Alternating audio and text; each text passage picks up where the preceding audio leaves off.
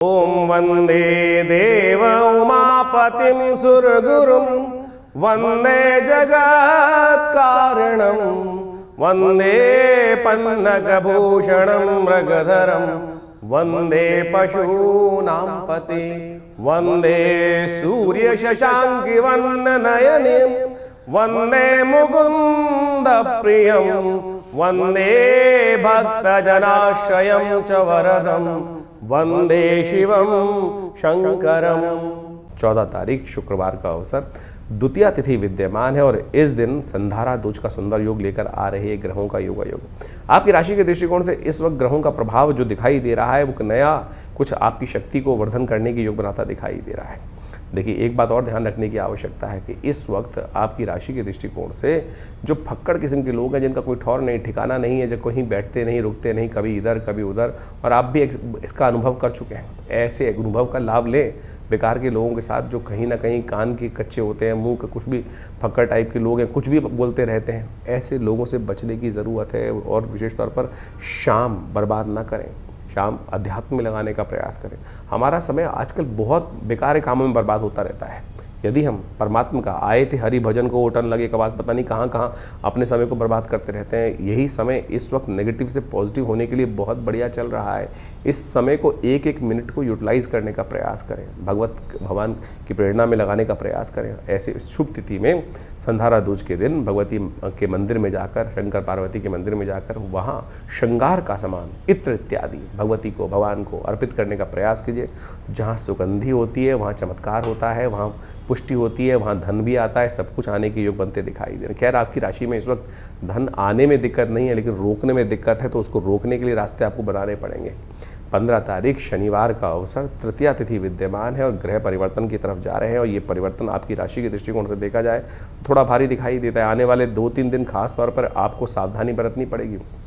ना चाहते हुए भी आप कुछ ना कुछ या तो बहुत ज़्यादा टेंशन में रहेंगे या कहीं ना कहीं स्थितियां मन मस्तिष्क को परेशान करती दिखाई दे। दुस्वाभाविकता, एक जगह स्थिर होने में दिक्कत आती दिखाई दे रही है। गणतंत्र दिवस है, बहुत बहुत शुभकामना। ये 15 अगस्त ऐसा दिन है कि वीरों को याद करने का, शहीदों को याद करने का है, उनको नमन करने का दिन है, उनसे प्रेरणा लेने का दिन है। ये दिन में अच्छे और ख़राब तो चलते रहते हैं। हरियाली तीज है, कोशिश करें इस प्रकृति का, सुंदर हवाओं का आनंद लें। पुराने ज़माने में तो इस तीज पर झूले डालकर लोग सुंदर रूप से अपने घर का, अपने वातावरण का, अपने मित्रों के साथ, अपने परिवार के साथ आनंद लेने का योग बनाते। तो अब तो इस बार हरियाली तीज जो 15 अगस्त को पड़ रही है, बहुत सौभाग्य है। कहा जाता है कि इस दिन भगवान को भी झूला झुलाना चाहिए, खुद भी झूलना चाहिए, प्रकृति का आनंद लेने का प्रयास करना चाहिए। हाँ, ध्यान रखना, इन दिनों गलत लोगों की संगत में मत जाना। गलत लोगों की संगत के कारण से दिन भारी भी पड़ सकता है, इस बात का विशेष तौर पर ध्यान रखें। शनिवार का अवसर है, आपके लिए अच्छा होगा कि साबुत उड़द का दान करने का प्रयास करें, वो आपके लिए बहुत शिष्ट रहेगा। 16 तारीख रविवार का अवसर, चतुर्थी तिथि विद्यमान है, वरद चतुर्थी का योग है। दूर्वा गणेश का पूजन इस दिन विशेष तौर पर करने का शास्त्र में प्रमाण है। तो कोशिश करें, आपकी राशि के दृष्टिकोण से इस वक्त स्वास्थ्य के लिए थोड़ा समय भारी चलता दिखाई दे रहा है। मौसम बदल रहा है, स्वास्थ्य के दृष्टिकोण से थोड़ा सा नज़ला जुकाम परेशान करने के योग बना सकता है, तो अच्छा होगा गला इत्यादि स्वास्थ्य को विशेष तौर पे ध्यान रखने का प्रयास करें। एक दूर्वा के गणेश जी बनाकर भगवान शंकर के मंदिर में उनको अर्पित करने का प्रयास करें। दूर्वा गणेश जी को अर्पित करने का प्रयास करें, शंकर जी को अर्पित करने का प्रयास करें। आपके विघ्न दूर होने के योग बनेंगे, भगवान का वरदान आपको प्राप्त होने के योग बन जाएंगे। 17 तारीख सोमवार का अवसर, पंचमी तिथि विद्यमान है। ग्रह परिवर्तन की तरफ तेज गति से भाग रहे हैं। सुबह थोड़ी हल्की ज़रूर दिखाई देती है, स्वास्थ्य पे हो चाहे कैसी भी हो, लेकिन आने उसके बाद समय परिवर्तन करने की तरफ बहुत तेज गति से जाएगा और कुछ नई सूचना, नई हिम्मत, नया कोई परिवर्तन करने का योग बनता दिखाई दे रहा है। इस दिन नाग पंचमी भी है, हो सके तो भगवान शंकर का सुंदर सोमवार है, तीसरा सोमवार है भगवान सावन का। तो ऐसे में कोशिश करें भगवान का सुंदर पूजन करने का प्रयास कीजिए। भगवान का सुंदर पूजन कर हो सके तो उनका अभिषेक करने का प्रयास करें। आपकी राशि के दृष्टिकोण से सुगंधित द्रव्य से, भगवान का सुगंधित गंधोदक से, त्र्यंबकम यजामहे सुगंधिम पुष्टिवर्धनम उर्वारुकमेव बंधनान् मृत्योर्मुक्षीमामृता, इस मंत्र का स्तवन करते हुए भगवान का अभिषेक करने से बहुत सुंदर रहेगा, कल्याण के योग बनेंगे। तो सूर्य का परिवर्तन जो 17 अगस्त को होने जा रहा है, बहुत महत्वपूर्ण है। सूर्य अपने घर में प्रवेश कर रहे हैं, और अपने घर में जब सूर्य आते हैं तो उस घर को बढ़ाने का प्रयास करते हैं। कोई भी अपने घर को तोड़ने का प्रयास नहीं करता। तो सूर्य तो वैसे ही, सूर्य स्वयं नारायण के रूप में अवतरते हैं, तो कहीं ना कहीं हर मामलों में कहीं ना कहीं स्थितियों को ठीक करने के योग अच्छे से बनाते दिखाई दे रहे हैं। तो आपकी राशि के दृष्टिकोण से कुछ खास उपाय हैं इस समय में सूर्य को बल देने के लिए आपको अवश्य करने का प्रयास करना चाहिए। वैसे तो इस दिनों सावन का सुंदर महीना चल रहा है, भगवान शंकर का यदि पूजन कर लिया जाए तो कहा जाता है वैसे ही समस्त अनिष्ट दूर हो जाते हैं। तो इस वक्त आप विशेष तौर पर यदि एक मंत्र है भगवान सूर्य का मंत्र जो रुद्र अष्टाध्यायी में चतुर्थ अध्याय में आया है, उमा कृष्णी नर्जसा वर्तमानो निवेशयन मृतंचा हिरण्ये सविता रथेन जाति भुवनानि पश्यन्, इसी मंत्र का भगवान सूर्य को अर्घ देते हुए उच्चारण करें। अहि सूर्य सहस्त्रांशो तेजो राशि जगतपते अनुकंपय मां भक्ता गणर्घम दिवाकरम। तो इसलिए जो भगवान सूर्य को नित्यपति जल देते हुए और नमक का त्याग करने का प्रयास करें, नमक को थोड़ा कम से कम इस वक्त कम बहुत भक्षण करने का प्रयास करें। हो सके तो एक कनेर का पीला पुष्प डालकर, थोड़ी सी रोली डालकर भगवान सूर्य को नित्यपति ये अर्घ यदि आप दें तो आप मानिएगा इस वक्त सूर्य बहुत ही सुंदर योग बनाकर तैयार कर रहे हैं। नित्यपति भगवान शंकर का उपासना करने का प्रयास करें। गेहूं का दान करना भी आपकी राशि के दृष्टिकोण से बड़ा श्रेष्ठ दिखाई देता है। इन समस्त उपायों को यदि आप पूरी तरह से करने का प्रयास करेंगे तो भगवान सूर्य की कृपा से इस वक्त सूर्य अपने जो घर में आए हैं वो कहीं ना कहीं आपके लिए बहुत शुभ योग बनाएंगे। छोटे कहीं ना कहीं थोड़े से अनिष्टकारी रास्ते, हर चीज़ का कहीं ना कहीं अच्छा भी प्रभाव होता है, खराब प्रभाव होता है, और ख़राब प्रभाव को दूर करने के लिए ये जो उपाय हमने आप बताए हैं इनको आप ये अवश्य करने का प्रयास करें।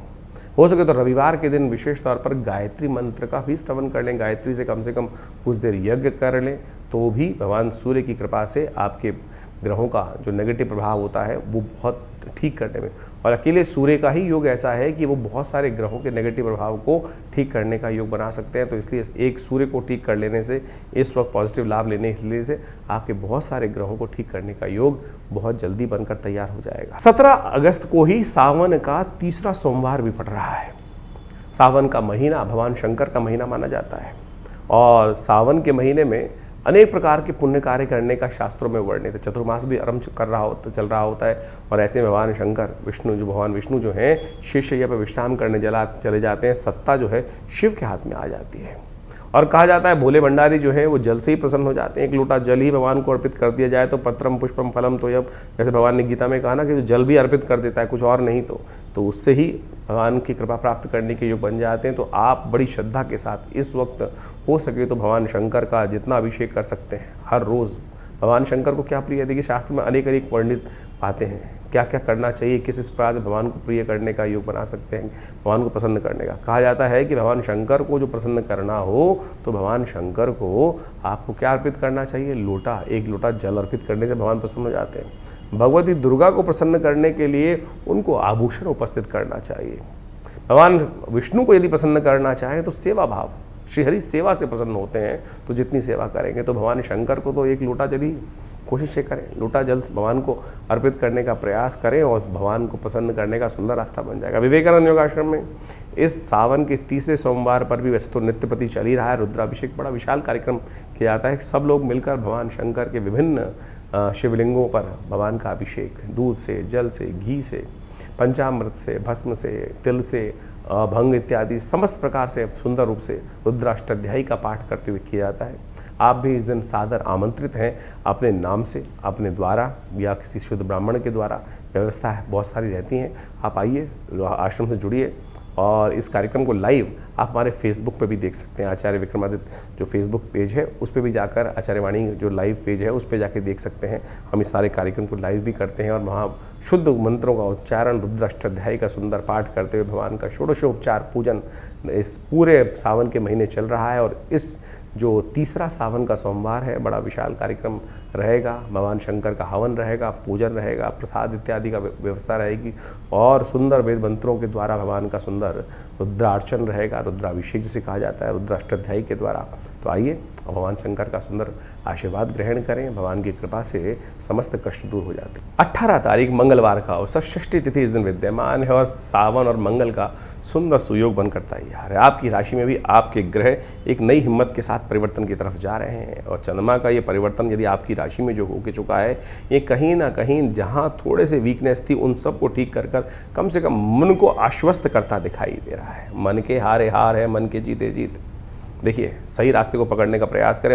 यदि शक्ति को आपने सही तरफ लगाने का प्रयास किया तो इस वक्त आपकी राशि के दृष्टिकोण से बहुत सुंदर रास्ता बनता दिखाई दे रहा है। मंगलवार का अवसर है और आपके मंगल इस वक्त भाग्य में बैठकर कहीं ना कहीं ग्रहों के अनुसार से आपको लाभ अवश्य देते दिखाई दे रहा है। नए संपर्क को साधने का, नई मित्रता बनाने का योग बनता दिखाई दे रहा है। लेकिन ध्यान रखना, नए लोग बिना परखे कई बार परेशानी भी कर देते हैं, जिनको दिक्कत देने के योग भी बना देते हैं। तो इस वक्त थोड़ा सा आपको ध्यान रखने की ज़रूरत है। हनुमान जी का ध्यान करें, हो सके तो हनुमान जी का पूजन करने का प्रयास करें। 19 तारीख बुधवार का अवसर, सप्तमी तिथि विद्यमान है। ग्रह नक्षत्रों के दृष्टिकोण से, आपकी राशि के दृष्टिकोण से इस वक्त आपके लिए ग्रहों का अच्छा योग बन रहा है।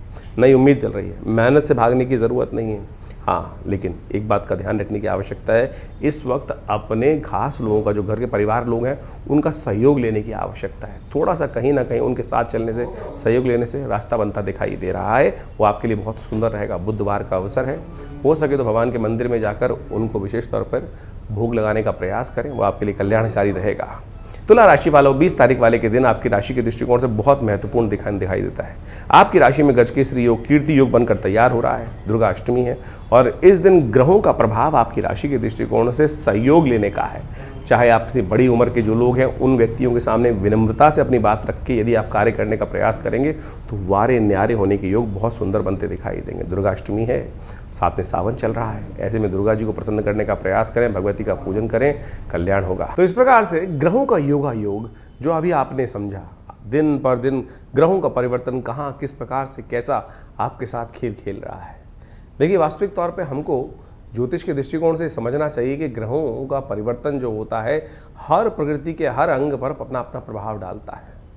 वहाँ चेतन जो जड़ से चेतन अवस्था की तरफ है, वहाँ उसका प्रत्यक्ष प्रभाव समझा भी जा सकता है, क्योंकि उसके साथ कर्म जुड़ा हुआ है। चेतनता के अनुसार, चेतन आत्मा के साथ जिस प्रकार से प्रति व्यक्ति के अनुसार से जीवन में जो घटनाक्रम घट रहे हैं, कहीं ना कहीं वो कर्म का प्रभाव जो है वो आपके जीवन में सुख दुख का कारण बनता है। तो इसको अच्छे से यदि हम समझ लें, अवश्यमेव भुक्तव्यम कृतम कर्म शुभाशुभम, जो शास्त्र का वाक्य है, उसके अनुसार से चीज़ों को ठीक रूप में करने का प्रयास करें तो जीवन में कष्ट आए ही ना। तो आपको कोशिश ये करनी चाहिए। ये सुंदर रूप से जो सावन का महीना चल रहा है, सावन का महीना समस्त कर्मों से, जो दुष्कर्म है उनसे निवृत्ति का है। भगवान शंकर की कृपा से जो कृपा हो जाती है तो सत्य माने समस्त जीवन के कष्ट दूर हो जाते हैं। एक बार स्मरण कर लें भगवान शिव के मंत्र का। किस अवस्था में?